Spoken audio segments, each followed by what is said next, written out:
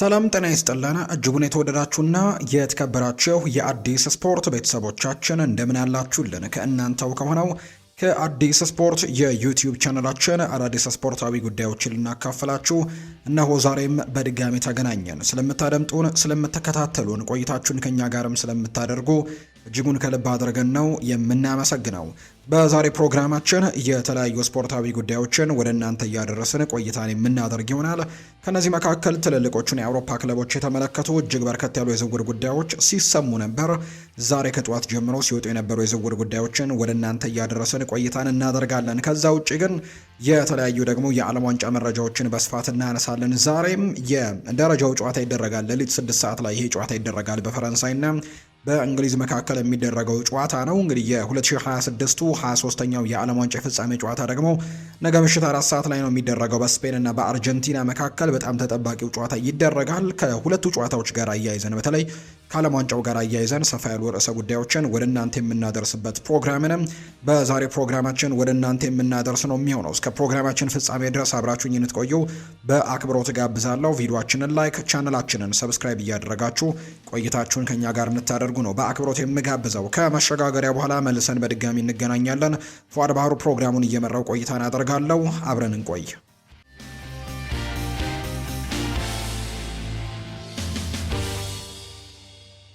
የሀገር ውስጥ መረጃን በማስቀደም ነው የዛሬ ፕሮግራማችንን የምንጀምረው። የግብዘቡ አቡበከር ኑራ አዲስ ክለብ ለመቀላቀል መቃረቡ ይፋ ተደርጓል። 2 ጊዜ የፕሪሚየር ሊጉ ኮከብ ግብ ጠባቂ የተባለው አቡበከር ኑራ መዳረሻው የት እንደሆነ ይፋ ተደርጓል። ከኢትዮጵያ መድን ጋር ያለፉትን ዓመታት ስኬታማ ቆይታን ያደረገው ግብ ጠባቂው አቡበከር ኑራ የውል ዘመኑ መጠናቀቁን ተከትሎ ስሙ ከተለያዩ ክለቦች ጋር በተደጋጋሚ ሲያያዝ ቢቆይም አሁን ላይ ግን መዳረሻው ይፋ ተደርጓል። ኢትዮጵያ ቡና በቀጣይ የአቡበከር ኑራ ክለብ እንደሆነ የሚያሳዩ መረጃዎች ናቸው ይፋ የተደረጉት። በመቶ የጀመረው የግብ ጠባቂነት ህይወቱ ወደ ጅማ አባጅፋር ከመጣ በኋላ ራሱን በኢትዮጵያ ፕሪሚየር ሊግ ማስተዋወቅ የቻለው አቡበከር በመቀጠልም በባህር ዳር ከተማን ቆይታ ካደረገ በኋላ ያለፉትን 4 ዓመታት ደግሞ ከኢትዮጵያ መድን ጋር ስኬታማ ዓመታትን እንዳሳለፈ በርካቶች ያስታውሳሉ። 2 ጊዜም የሊጉ ከፍተኛ ግብ አስቆጣሪ ሽልማትንም ጭምር ማሸነፍ ችሏል። 1 ጊዜ ደግሞ የሊጉን ዋንጫ ከኢትዮጵያ መድን ጋር ማሳካት ችሏል። የኢትዮጵያ ብሔራዊ ቡድን ቁጥር 1 ግብ ጠባቂ ነው አቡበከር ኑር። አሁን ላይ እንግዲህ አብረውት ከሰሩት አሰልጣኝ ገብረ መድን ኃይሌ በመቀጠል ኢትዮጵያ ቡናን የተቀላቀለ የመጀመሪያው ፈራሚ ለመሆንም መቃረቡን የሚያሳዩ መረጃዎች ናቸው ያሉት። ኢትዮጵያ ቡና አሰልጣኝ ገብረ መድን ኃይሌን ከኢትዮጵያ መድን መውሰዱ የሚታወስ ጉዳይ ነው። አሁን ደግሞ ተጫዋቹን አቡበከር ኑራንም ለመውሰድ ከጫፍ በደረሳቸው የሚያሳዩ መረጃዎች ይፋ ተደርገዋል። ወደ ውጭ ሀገር ስፖርታዊ መረጃዎቻችን በቀጥታ እናምራ። የዓለም ዋንጫ ጉዳዮችን ወደ እናንተ እናድርስ። ውድ ቤተሰቦቻችን ስፔንና አርጀንቲና የሚያደርጉት የነገው የፍጻሜው ጨዋታ በርካቶች በጉጉት እየጠበቁት የሚገኝ ጨዋታ ነው። የ2026 የዓለም ዋንጫ ነገ በይፋም ፍጻሜውን የሚያገኝ ይሆናል። የሊዮኔል ሜሲዋ ሀገር አርጀንቲና ይህንን ዋንጫ በድጋሚ ወደ ሀገር ባለመውሰድ ወይም በተከታታይ ጊዜ ይህንን ዋንጫ ለማሸነፍና በአንጻሩ ደግሞ የላሚን ያማል ሀገር ስፔን ደግሞ ከ2010 በኋላም ለመጀመሪያ ጊዜ ወደ ዋንጫው የምትመጣበትን ድል ለማግኘትም ትልቅ ጥረቶችን የሚያደርጉበት ትልቅ ፍልሚያ ይሆናል ተብሎ ይጠበቃል። ከጨዋታው በፊት በርከት ያሉ የስፔን ብሔራዊ ቡድን ሰዎችም የአርጀንቲና ብሔራዊ ቡድን ሰዎችም እንዲሁ ሀሳቦቻቸውን እየሰጡ ነው። ከነዚህ መካከል አንደኛው ሊዮኔል አንድሬስ ሜሲ ነው። ሀሳቡን ሰጥቷል። ላሚን ያማል ከዓለም ምርጥ ተጫዋቾች መካከል አንደኛው ነው ብሎታል ሊዮኔል ሜሲ ሲናገርም። አርጀንቲናዊው ኮከብ ሊዮኔል ሜሲ ከዓመታት በፊት ከላሚን ያማል ጋር ስላላቸው ታዋቂው ፎቶም ያነሳል። በርካቶቻችሁ የምታውቁት ፎቶና በልጅነቱ እንግዲህ አብረን ያለን ፎቶ የሚደንቀኝ ነው ያለው ሊዮኔል ሜሲ አሁን ላይ እርስ በርሳችን ልንጫወት ነው፣ ህይወት ባልተጠበቁ ነገሮች የተሞላች ነች ሲልም ጭምር ነው የሚናገረው። አክሎ የሚቀጥልና ያማል በአሁኑ ሰዓት ከዓለም ምርጥ ተጫዋቾች መካከል አንደኛው ነው። እኛ ባርሴሎናዎች እሱ ስላለን እድለኞች ነን፣ ጥሩ ነገርም እመኝለታለሁ ብሏል ሊዮኔል ሜሲ። በፍጻሜው ጥሩ ጨዋታ ለማድረግ እንሞክራለን፣ ነገር ግን ያማልና የቡድን አጋሮቹ በምርጥ አቋማቸው ላይ እንደማይሆኑ ተስፋ አደርጋለሁ ሲል ይናገራል። ስፔን በርካታ ጥሩ ተጫዋቾች አሏት፣ እነሱን ማቆም አለብን ሲል ነው ሊዮኔል ሜሲ ጨምሮ ሀሳቡን እየሰጠ የሚገኘው። አርጀንቲና ግማሽ ፍጻሜ እስኪደርሱ ድረስ እድለኞች ነበሩ ያለው ደግሞ ማይክል ኦውን ነው ይህንን ሀሳብ የሰጠው። የቀድሞ እንግሊዛዊ ተጫዋች የሆነው ማይክል ኦውን በዓለም ዋንጫው ስፔን የተሻለ ውጤት ማስመዝገቧንና አርጀንቲና ደግሞ እስከ ግማሽ ፍጻሜ እስክትደርስ ድረስ እድለኛ ቡድን እንደነበረች ነው የሚያነሳው። አርጀንቲና ግማሽ ፍጻሜ እስኪደርሱ እድለኞች ነበሩ ይላል ማይክል ኦውን ሲናገር። በጥሎ ማለፉ ኬፕ ቨርደን፣ ግብፅንና ስዊዘርላንድን እንደገጠሙ ያስታወሰው ማይክል ኦውን እንግሊዝ ላይ ባለቀ ሰዓት ነው ጎል አስቆጥረው ያለፉት ሲል ይናገራል።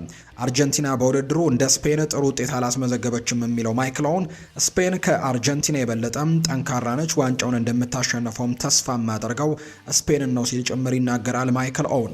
ለዚህ ጥያቄ ይመስላል ምላሽ የሰጠው ደግሞ ግብ ጠባቂው ኤሚሊያኖ ማርቲኔዝ ነው። ተጋጣሚያችንን እኛ መርጠን አንመጣንም ብሏል ኤሚሊያኖ ማርቲኔዝ ሀሳቡን ሲናገር። የአርጀንቲና ግብ ጠባቂ የሆነው ኤሚሊያኖ ማርቲኔዝ በውድድሩ ተጋጣሚዎቻችን እኛ ያልመረጥናቸውም ሲል ይናገራል። በተለይ ጥያቄ ቀርቦለት ነበር። ቀለል ያሉ ተጋጣሚዎችን አግኝታ ነው አርጀንቲና ለዚህ ደረጃ የደረሰችው የሚሉ ጥያቄዎችን ተመልክቶ ነው እንግዲህ ይህንን ሀሳብ የሰጠው። እስከ ፍጻሜ ያለን ጉዞ ቀላል እንደሆነ ሰዎች ሲያወሩ ሰማለው፣ እኛ ተጋጣሚያችን ግን እንዳልመረጥን ማስታወስ አለባቸው።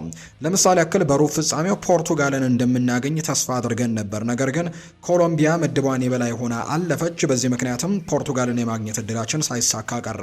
ነገር ግን ከባድ ነው፣ ሁሉም ጨዋታዎች ፈታኝ ናቸው፣ መጫወትና ሁኔታዎችን መላመድ ብቻ ነው ያለብን ሲልም ይናገራል ኤሚሊያኖ ማርቲኔዝ። ስለ ስፔን ያነሳው ማርቲኔዝ ይቀጥልና ስፔን ጠንካራ ነች፣ የእኛንም አሰልጣኝ በደንብ የሚያውቅ ጥሩ አሰልጣኝ ይዘዋል ሲልም ጭምር ነው የተናገረው ኤሚሊያኖ ማርቲኔዝ። ላሚን ያማል ብቻ ሳይሆኑ ጥሩ ስብስብ እንግዲህ ያላቸው እንዲሁ ደግሞ በጣም ጎበዝ ተጫዋቾችም አሏቸውና ለረጅም ጊዜ የሚያስታውሰው ጨዋታ እንደሚሆንም ተስፋ አደርጋለሁ ሲልም ጭምር ነው ላሚን ያማልን በተመለከተ ኤሚሊያኖ ማርቲኔዝ ሀሳቡን የተናገረው። የሜሲ የመጨረሻው የዓለም ዋንጫ ጨዋታ ስለመሆኑ ምንም የማውቀው ነገር የለም ብሏል ሊዮኔል ስካሎኒ ሀሳቡን ሲናገር። የአርጀንቲና ብሔራዊ ቡድን አሰልጣኝ ሊዮኔል ስካሎኒ ስፔንን ለወራት ሲያሰለጥኑ እንደነበር ይፋ አድርገዋል። እንግዲህ ስፔን በዓለም ዋንጫው አንዷ ተጋጣሚ ስለምትሆን ከታህሳስ ወር ጀምሮ ስናጠናት ነበር ሲሉ ነው የተናገሩት። አክለውም ሁሉም እኛ ልናገኛቸው የምንችላቸው ቡድኖች በተመሳሳይ አጠንተናል ብለዋል። በዓለም ዋንጫው ፍጻሜ ጥሩ ጨዋታም ለማድረግ መጫወት አያስፈልግም። ስፔን አውሮፓ ዋንጫን ማሸነፏ በፍጻሜው ይረዳታል ሲልም ነው ሊዮኔል ስካሎኒ ጨምሮ የሚናገረው። ሜሲ የመጨረሻው የዓለም ዋንጫን እያደረገ ስለመሆኑ ግን ተጠይቆ እኔ የማውቀው ነገር የለም፣ ውሳኔው በሙሉ በሱ እጅ ላይ ነው ሲልም ነው የተናገረው። የስፔን ብሔራዊ ቡድን አሰልጣኝ የሆኑት ሉዊስ ዴላ ፉዌንቴም ከጨዋታው ጋር አያይዘው አንዳንድ ጉዳዮቻቸውን አጋርተዋል። ያማል በፍጻሜው የሚያወጣው የተደበቀ ውድ ሀብት አለው ብለዋል ሉዊስ ዴላ ፉዌንቴ ሲናገሩ። የስፔን አሰልጣኝ የሆኑት ሉዊስ ዴላ ፉዌንቴ ላሚን ያማል በፍጻሜው የተደበቀ ብቃቱን እንደሚያሳየን የገለጹት አሰልጣኝ ሉዊስ ዴላ ፉዌንቴ ሲናገሩ ያማል ገና ያላሳየው የተደበቀ ውድ ሀብት አለው እንዳለውም ደግሞ በደንብ አምናለው፣ በፍጻሜውም ያሳየዋል ሲልም ጭምር ይናገራል። አክሎም አሁን ላይ የቀረው የፍጻሜ ጨዋታ ብቻ ስለሆነ ምን እንደሚያሳይ ተስፋ አደርጋለሁ ሲልም ነው የተደመጡት። ስለተተቸው የአርጀንቲና ጨዋታ የተጠየቁት አሰልጣኙ እኔ ያንን ለማለት አልደፍርም የሚሉት አሰልጣኙ የሚሰጡ አስተያየቶች አርጀንቲናን እንዳከብር ያደርገኛል እንጂ ምንም ወደ ኋላ ብዬ የሚሰጠው አስተያየት የለም ሲልም ጭምር ነው ሉዊስ ዴላ ፉዌንቴ የተናገረው። ሁሉም የእግር ኳስ ነገሮችን መጠቀም ይቻላል፣ ራሱን ያሳየውን ያሸንፋል፣ እኛም ደግሞ ከነሱ ጋር ተመሳሳይ የሆነ ጨዋታ አለን ሲልም ነው ሉዊስ ዴላ ፉዌንቴ ጨምሮ የሚናገረው። ሉዊስ ዴላ ፉዌንቴ ቀጠለና ሜሲን ያወቅኩት የሲቪያ ታዳጊዎችን አሰለጥን በነበረበት ወቅት ላይ ነበር። መጀመሪያ ላይ አንድ ተጫዋች ብቻ ነበር እንዲይዞ ያደረኩት፣ ነገር ግን ተከላካዩ ቢጫ ካርድ ተመለከተ፣ እኔም ቀየርኩት። ከዚያ በኋላ 4 ጎሎችን ያስቆጠረብን። ነገር ግን አሁን ላይ ሜሲን በአንድ ተጫዋች ብቻ እንዲያዝ አናደርግም፣ ነገር ግን በጣም በቅርበት ግን እንከታተለዋለን ሲልም ነው የተናገረው አሰልጣኙ። ሌላኛው ከዚሁ ጋር በተያያዘ የቻቪ ሄርናንዴዝን ጉዳይ እንመልከት። በቀጣይ ማሰልጠን የምፈልገው ብሔራዊ ቡድን ነው እንጂ ክለብ አይደለም ሲል ይናገራል ቻቪ ሄርናንዴዝ። ስፔናዊው አሰልጣኝ ቻቪ ሄርናንዴዝ በቀጣይ ወደ ብሔራዊ ቡድን ስልጠና እንደሚሄድ ነው የተናገረው። ቀጣይ ማረፊያ ብሔራዊ ቡድን ሲሆን መመልከት ፈልጋለሁ ብለዋል። ቻቪ ሄርናንዴዝ ለእኔ የሚስማማ ይመስለኛል፣ ያንን ደግሞ የምፈልገውም ይሆናል ሲልም ጭምር የተናገረው ከብሔራዊ ቡድን ጋር አያይዞ ሲናገር ቤተሰብ አለኝ፣ ክለብ ደግሞ ከነሱ ጋር በቂ ጊዜዎችን እንዳገኝ አያደርገኝም ሲልም ነው ምክንያቱን ያስረዳው። አክሎም በዓለም ዋንጫ፣ በአውሮፓ ዋንጫ፣ አፍሪካ ዋንጫና የኤዥያም አሰልጣኝነት መሳተፍ እፈልጋለሁ ሲልም ጭምር አሰልጣኝ ቻቪ ሄርናንዴዝ ሀሳቡን ሰጥቷል።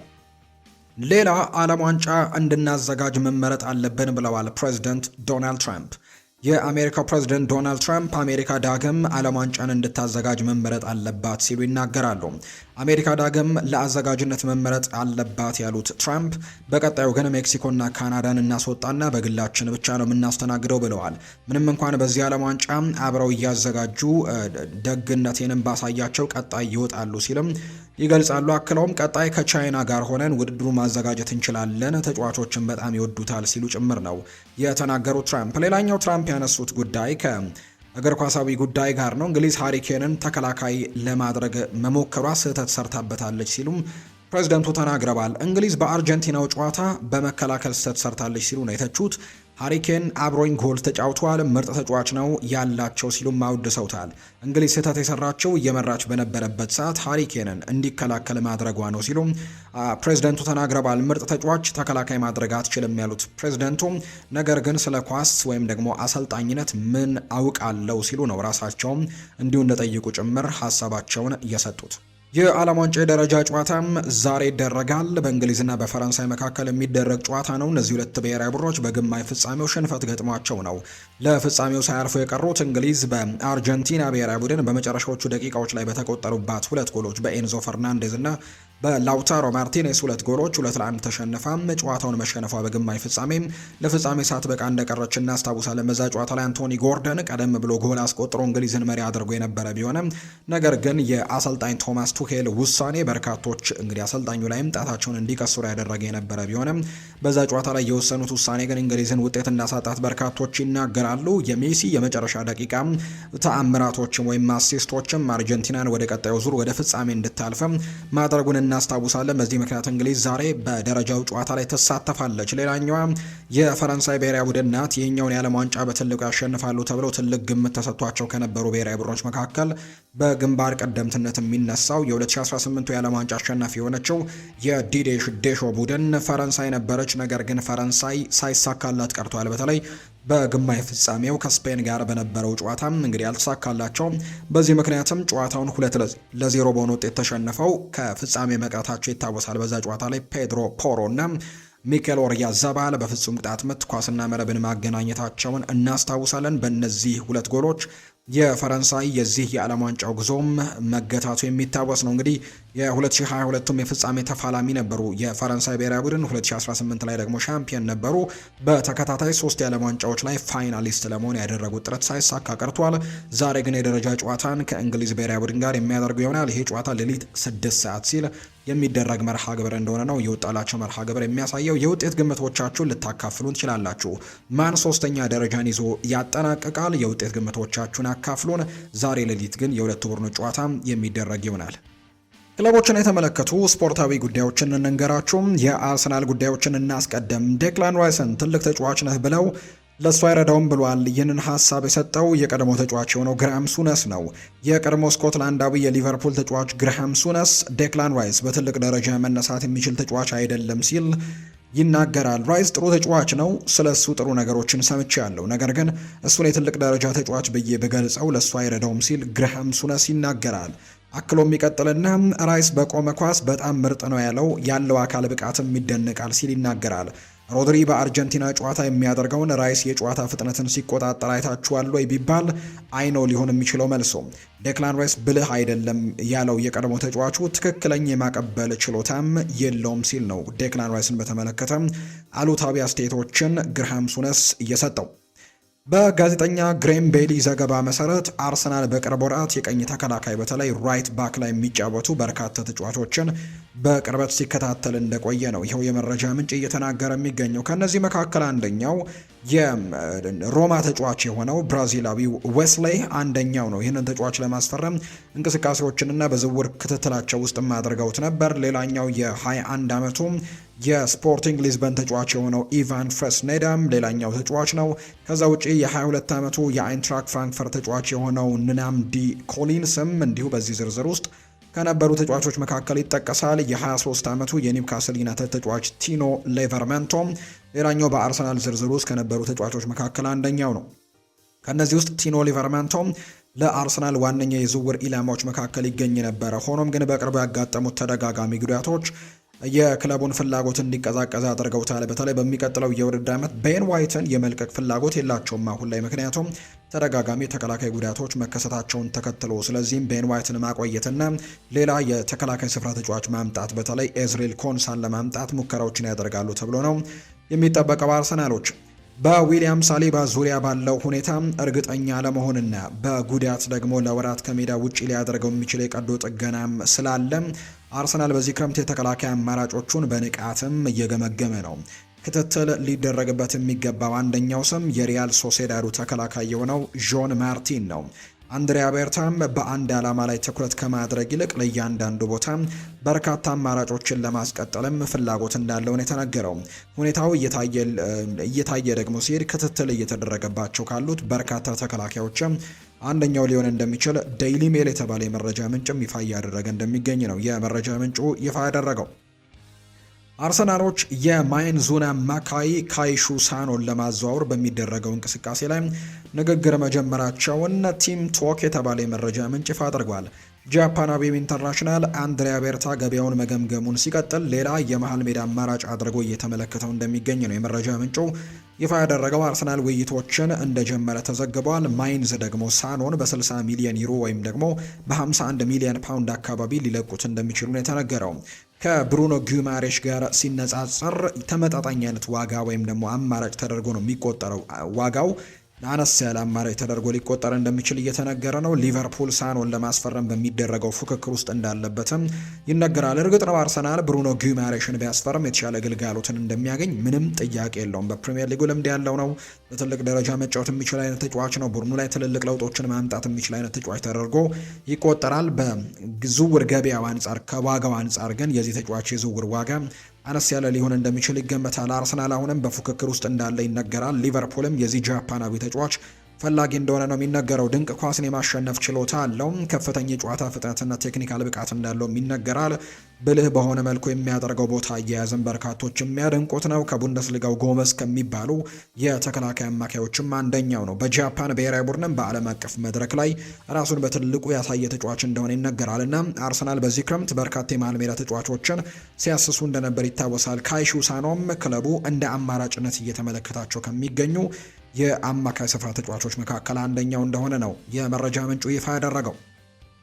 ሁሊያን አልቫሬዝ እና ወኪሎቹ አትሌቲኮ ማድሪድ ከክለቡ እንዲለቅ ለአልቫሬዝ የተገባውን ቃል ባለመጠበቃቸው በጣም ቅር እንደተሰኙ ነው እየተነገረ የሚገኘው። በተጨማሪም ክለቡ አትሌቲኮ ማድሪድ ስለ ሁሊያን አልቫሬዝ ወደፊት ዕጣ ፈንታውም ጉዳይ ላይ ከዓለም ዋንጫው ፍጻሜ ጨዋታ ጥቂት ቀናት ቀደም ብሎ በይፋ መግለጫ በመሰጠቱ በአልቫሬዝና በወኪሎቹ ዘንድም ትልቅ ብስጭትን ፈጥሯል ተብሏል። በተለይ የክለቡ ፕሬዝዳንት የሆኑት ሰው ሀሳባቸውን ሲሰጡ የአትሌቲኮ ማድሪድ ፕሬዝዳንት ማለት ነው ተጫዋቹን የመልቀቅ ምንም አይነት ፍላጎት የላቸውም። በመቶም ቢሆን በ150 ቢሆን በ200 ሚሊዮን ዩሮ ቢሆን ተጫዋቹን የመልቀቅ ምንም አይነት ፍላጎት የለንም፣ በክለባችን ይቆያል፣ ደጋፊውም ይቅርታ ያደርግለታል ተጫዋቹ ለቃለሁ ብሎ መናገሩን ተከትሎ ሲሉ ሀሳባቸውን ሰጥተው ነበርና ይሄ በተጫዋቹ ዘንድ እንዳልተወደደ የሚያሳዩ መረጃዎች ናቸው የወጡት። ወኪሉም ይህንን ነገር በጣም ተችቶታል፣ ቃል የተገባልንም ነገር አልተፈጸመልንም፣ ከዛ ውጭ ደግሞ በዓለም ዋንጫ ላይ ያለ እንደዚህ አይነት መግለጫዎችን መስጠት ትክክለኛ አይደለም የሚል አይነት ሀሳብን ነው እያነሱ የሚገኙት። በዋና ከተማው የሚገኙ ምንጮች እንደገለጹት ከሆነ አርሰናልና ብሩኖ ጊማሬሽ ወኪሎች መካከል እስከዛሬ ውይይቶች ሲደረጉ የቆዩ ቢሆንም በዚህ ሳምንት ግን ስለ ተጫዋቹ አዲስ ድርድር እንዳልተደረገ የሚያሳዩ ነገሮች ናቸው ይፋ የተደረጉት። ለኒውካስል ዩናይትድ በጣም ቅርብ ተብሎ የሚነሳ የመረጃ ምንጭ እንደሚናገረው ከሆነ እስካሁን ድረስ ከኒውካስል ዩናይትድ ጋር በጣም ጠንካራ ድርድሮች ሲደረጉ ነበር። ነገር ግን አሁን ላይ ይህንን ተጫዋች ለማስፈረም የሚደረገው ድርድር በዚህ ሳምንት አልቀጠለም የሚል አይነት ሀሳብ ነው የመረጃ ምንጩ ይፋ ያደረገው። ማንቸስተር ዩናይትድን የተመለከቱ መረጃዎችን እናንሳ። ማይክል ካሪክ ማርከስ ራሽፎርድ በልምምድ ላይ አቅሙን ለማየትና ለራሽፎርድ እድል ለመስጠት በጉጉት እየጠበቀው ነው ተብሏል። በተለይ እንግሊዝ ከውድድሩ ውጪ ከሆነች በኋላ ወይም ደግሞ የዓለም ዋንጫው ከተጠናቀቀ በኋላ ዛሬ ደረጃ ጨዋታውን ያደርግና የእንግሊዝ ብሔራዊ ቡድን ጨዋታዎች ይጠናቀቃሉ። ከዛም ጥቂት ረፍቶችን ያደርግና ወደ ክለቡ ይመለሳል ተብሎ ይታሰባል። ያን ጊዜም በቡድኑ ላይ የሚያሳድረው ተጽዕኖ የሚያሳየው ፐርፎርማንስ ታይቶ እድሎችን ለመስጠት አሰልጣኝ ማይክል ካሪክ ትልቅ ፍላጎት እንዳለው የሚያሳዩ መረጃዎችን ነው ፋብሪዚዮ ሮማኖ ይፋ ያደረገው። በዚህ ክረምት የሚያስፈርመው ትልቅ የአውሮፓ ክለብ መሆን አለበት፣ አለበለዚያ ግን ራሽፎርድ ማንቸስተር ዩናይትድን እንደማይለቅ ነው ፋብሪዚዮ ሮማኖ ይፋ ያደረገው። ማንቸስተር ዩናይትድ የአጥቂ መስመሩን ለማጠናከር ፈረንሳዊውን አጥቂን ዣን ፊሊፕ ማቴታን እየተመለከተ እንደሚገኝ ነው የተነገረው። በጥሩ የዝውውር መስኮትም ክለቡን ለመልቀቅም ተቃርቦ የነበረው ተጫዋቹ አሁን ላይ በኮንትራቱ የመጨረሻ ዓመት ላይ ነው የሚገኘው። በመሆኑም ክሪስታል ፓላሶች በዚህ የዝውውር መስኮትም ተጫዋቹን በ25 ሚሊዮን ፓውንድ አካባቢ ለመሸጥ ፍቃደኛ መሆናቸው እየተነገረ ነው። ከማንቸስተር ዩናይትድ በተጨማሪ አትሌቲኮ ማድሪድ፣ ዩቬንቱስም ተጫዋቹን ለማስፈረም ፍላጎት እንዳላቸው ነው ሰን ስፖርት የተባለ የመረጃ ምንጭ ይፋ እያደረገ እንደሚገኝ ዘገባው የጠቆመው። ኮቢ ማይኖ የእረፍት ጊዜ ሊሰጠው ነው ተብሏል። በዓለም ዋንጫ ምንም አይነት የጨዋታ ደቂቃዎችን ባያገኝም ወጣቱ አማካይ ኮቢ ማይኖ ከክለቡ ጋር ከመቀላቀሉ በፊት የ3 ሳምንታት እረፍት ይሰጠዋል። ኮቢ ማይኖ ከእረፍት ጊዜው በኋላ እንግዲህ ከፓሪስ ሰን ዠርሜን ጋር በሚደረገው የወዳጅነት ጨዋታ ላይ የመሰለፍ ዕድል ይኖረዋል ተብሎ ይጠበቃል። አለበለዚያ ግን ተጫዋቹ ከወዳጅነት ጨዋታዎች በመቀጠል በቅርቡ በሚካሄደው የአየርላንድ የልምምድ ካፕ ላይ ተገኝቶ ከቡድን አጋሮቹ ጋር ልምምዱን ይጀምራል ተብሎ እንደሚጠበቅ ነው የማንቸስተር ኢቭኒንግ ኒውስ መረጃ የሚያጋራው። በማንቸስተር ዩናይትድ እያደገ በመጣው የአሸናፊነት ስለንቦና ሁላችንም ልንኮራ ይገባል ብለዋል ጄሰን ዊልኮክስ ሲናገር። በአራት የውድድር መድረኮች ላይ ለመፎካከር ቁርጠኝነት ያለው ቡድን መገንባታችንን እንቀጥላለን።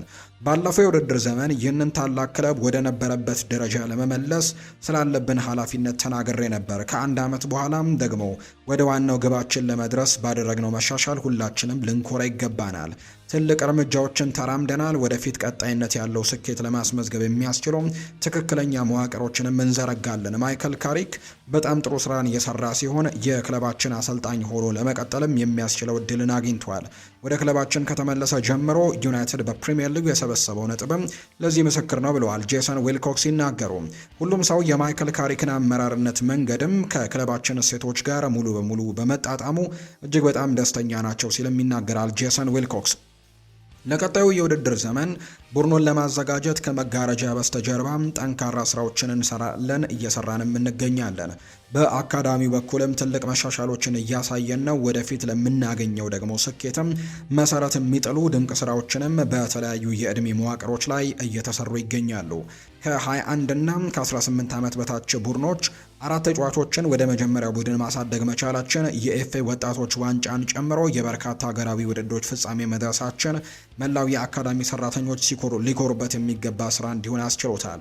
በአጠቃላይ የሚቀጥለው የውድድር ዘመን አስደሳች ለማድረግ በክለብ ውስጥም ከፍተኛ መነቃቃት አለ። ማንቸስተር ዩናይትድ ለትልልቅ ዋንጫዎች መፎካከር የሚያስችለው አቅምን ለመገንባት ጠንክረን እየሰራን እንገኛለን ሲል ነው ጄሰን ዊልኮክስ የተናገረው። ሌላኛው ሀሳቡን እንግዲህ እየሰጠው ደግሞ ጄሰን ዊልኮክስ በሚቀጥሉት የውድድር ዓመታት በትልቁ ማንቸስተር ዩናይትድን ወደ ነበረበት ደረጃው ለመመለስ እንሞክራለን ሲልም ነው የተናገረው። የቀድሞ የማንቸስተር ዩናይትድ ተጫዋች የሆነው ኒኪ ባት ኮቢ ማይኖ በዓለም ዋንጫው የሶስተኛ ደረጃን ለመያዝ በሚደረገው ጨዋታ ላይ እንዳይሳተፍ ነው ያሳሰበው። ጥቅም በሌለው የደረጃ ጨዋታ ላይ ተጠባባቂ የነበሩ ተጫዋቾች ሊያሰልፉ እያሰቡ ነው። ምን እየተካሄደ እንዳለ አላውቅም ሲል ነው የተሰማውን ቅሬታ የሚናገረው። እኔ በኮቢ ማይኖ ቦታ በሆን ኖሮ ጨዋታውን ለማድረግ ፍቃደኛ አልሆንም ነበር፣ እንደ ተጎዳው አስመስላለሁ ሲልም ይናገራል። በተለይም በእንደዚህ አይነት መንገድ ከተያዝክ በኋላም ጥቅም በሌለው ጨዋታ ላይ መሳተፍ ምንም ትርጉም የለውም ሲል ይናገራል ኒኪ ባት። አክሎም ተጫዋቹ በውድድሩ አንድም ደቂቃ እንኳን ሳይጫወት ቆይቶ አሁን እንደ ወዳጅነት ጨዋታ በሚቆጠር መርሃ ግብር ላይ ተሰልፎ ለሙሉ የውድድር ዘመን ሊያገለግል የሚችል ጉዳትን ሊያስተናግድ ይችላል። ይሄ በፍጹም መሆን የለበትም በማለትም ነው ሀሳቡን እየገለጸ የሚገኘው። ማንቸስተር ዩናይትድ ማርከስ ራሽፎርድን ለቅድመ ውድድር ዘመን ልምምድ እንዲመለስም አቅዷል። አሰልጣኝ ማይክል ካሪክ ከራሽፈርድ ጋር በጋራ ለመስራት ትልቅ እንቅስቃሴዎችን እያደረገ ነው። ምንም እንኳን ተጫዋቹም ከክለቡ የሚለቅበት እድል ቢኖርም ይሄ ሊሆን የሚችለው ግን ትልልቅ ክለቦች ከመጡ ብቻ ነው። ከዚያ ውጭ ግን ወደ ቱርክ ሊግ የማቅናት ምንም አይነት እቅዶች እንደሌሉት ነው የመረጃ ምንጩ ይፋ ያደረገው። የሊቨርፑል ጉዳይን እንንገራቸው። የቀድሞው የስፔን አማካይ ተጫዋች የሆነው ጋይዛክ ሚንዲየታ አንዶኒ ኢራኦላ በሊቨርፑል ስኬታማ እንደሚሆን እርግጠኛ ነኝ ብሏል። አንዶኒ ኢራኦላን በደንብ አውቀዋለሁ፣ እናም ጫናውን መቋቋም ይችላል። በሊቨርፑል ለሚያደርገው ፈተናም ዝግጁ ነው። ዋንጫዎችን ቃል መግባት ባይቻል እንኳን በፍጥነት ግልጽ የሆነ የእግር ኳስ ፍልስፍናና የማንነት ዘይቤ በክለብ ውስጥ ማምጣት ይችላል። በፕሪሚየር ሊግ ያለው ልምድ አስተምሮታል። ወደ ገበያው ያለው አቀራረብና ታክቲካል ሀሳቦቹ ሊቨርፑልን ከአርሰናል፣ ከሲቲ እና ከቼልሲ እንዲሁ ከዩናይትድ ጋር ተወዳዳሪ አድርገዋል። ዝግጁ ነው፣ እናም ደግሞ ጥሩ ውጤት ያመጣል ሲል ይናገራል። ጆ ጎሜዝ ይናገራል። በተመለሱት ተጫዋቾች ቡድን ውስጥ ከፍተኛ ልምድ ያለው ተጫዋች መሆኑን ሲናገር እንደሚያድጉ ገምታለሁ። እንደ ፈጣን አይደለም። ከጊዜ ወደ ጊዜም ከጊዜ በኋላ በበለጠ እየለመድኩኝ እንደሆነ አስባለሁ። ሁሉም ሰው በራሱ መንገድ ያደርገዋል እና በእኔ መንገድ ወደዋለሁ። ባለፈው ወይም ደግሞ በሁለት የውድድር ዘመናት በበለጠ የለመድኩት ነገር ነው። እንደ ቨርጂል ቫን ዳይክ እና አሊሰን ቤከር ያሉ ተጫዋቾች ከኛ ጋር እስኪመለሱ ድረስም ምናልባት እዚህ ካሉት ከነሱ አንጻር ትልቅ ተጫዋች ውስጥ አንዱ ነኝ ብሏል። በተለይ አሁን በልምምድ ላይ በመገኘቱና ሌሎቹ ወደ ልምምድ ከተመለሱ ተጫዋቾች አንጻር እሱ የዚህ ቡድን አንጋፋው ተጫዋች ከመሆኑ ጋር በተያያዘ ተጠይቆ ነው ምላሹን የሰጠው። ጆ ጎሜዝ ይናገራል። አንዶኒ ኢራኦላ መምጣትን በተመለከተ ሲናገር በእርግጥም በጣም ጥሩ ነው፣ በጣም ጥሩ አሰልጣኝ ይመስለኛል። በቦርንመዝ ያደረገው ነገርን እንዴት በጣም ተጫዋቾቹን አሪፍ እንዳደረጋቸው በግልጽ አስደናቂ ነበር። ሁላችንም በጉጉት እንደምንጠብቀውና እሱን በማግኘታችን ሁላችንም ጓግተናል። ሁላችንም ከሱ ስር ሆነን ለመጫወትም ጓግተናል ሲልም ነው የተናገረው ጆ ጎሜዝ። ፒየር-ኤመሪክ አውባሜያንግ ወደ ስፓኒሽ ላሊጋ ተመልሷል። የ37 ዓመቱ ጋቦናዊ በ1.5 ሚሊዮን ዩሮ የዝውውር ዋጋ ነው አዲስ አዳጊውን ዲፖርቲቮ ላከሩኛን የተቀላቀለው። አጥቂው ባለፈው የውድድር ዘመን በማርሴ በሁሉም ውድድሮች 41 ጨዋታዎችን አድርጎ 14 ጎሎችን አስቆጥሯል። ዲፖርቲቮ ላከሩኛ ባለፈው የውድድር ዘመን በሴጉንዳ ሁለተኛ ደረጃ ላይ ይዞ በማጠናቀቅ በ2017-18 የውድድር ዘመን በኋላ ላይ ለመጀመሪያ ጊዜ ወደ ላሊጋው ማደጉን እንግዲህ ያን የ2017-18 የውድድር ዘመን ነበር ወደ ላሊጋው ያደገው። ከዛ በኋላ በድጋሚ ወደ ላሊጋ ማደጋቸውን አረጋግጠዋል። በ2022 ለባርሴሎና ለአራት ወራት ብቻ ተጫውቶ የላሊጋውን ዋንጫ ያነሳው አውባሜያንግ ባለፉት 6 ዓመታት ለ5 የተለያዩ ክለቦች ለመጫወትም ፊርማውን አስፍሯል። ዲፖርቲቮ ላካሩኛ አዲሱን የውድድር ዘመን ከኤልቼ ጋር በሚያደርገው ጨዋታ ላይ በይፋ እንደሚጀምር ይታወቃል። ፒየር-ኤመሪክ አውባሜያንግም የላሊጋ ጨዋታውን በዛ ጨዋታ ላይ ያደርጋል ተብሎ እንደሚጠበቅ ነው የመረጃ ምንጩ ይፋ እያደረገ የሚገኘው። የተወደዳችሁና የተከበራችሁ ቤተሰቦቻችን ለዛሬ ያዝንላችሁ አዳዲስ ስፖርታዊ ጉዳዮቻችን እነዚህን ይመስላሉ። ስላደመጣችሁን፣ ስለተከታተላችሁን ቆይታችሁም ከኛ ጋር ስለነበር እጅግ ከልብ አድርገን እናመሰግናለን። ፉአድ ባህሩ የዛሬውን ፕሮግራም እየመራው ከእናንተ ጋር ቆይታን አድርጌያለሁ። የተለያዩ ርዕሰ ጉዳዮችን፣ የተለያዩ ስፖርታዊ መረጃዎችን ያካፈልንበት የዛሬ ፕሮግራማችን ይህንን ይመስል ነበር። ቆይታችሁን ከኛ ጋር ስላደረጋችሁ እጅግ ከልብ አድርጌ ያመሰገንኩኝ። በቀጣይ ፕሮግራሞቻችን ሌሎች ስፖርታዊ ጉዳዮችን፣ ሌሎች አዳዲስ መረጃዎችን አካተን በድጋሚ ተመልሰን የምንገናኝ ይሆናል። ስላደመጣችሁኝ ከልብ አድርጌ ያመሰገንኩ። በቀጣይ ፕሮግራሞቻችን መልሰን እስክንገናኝ ድረስ መልካም ጊዜ እንዲሆንላችሁ በአክብሮት እመኛለሁ። መልካም ምሽት ይሁንላችሁ።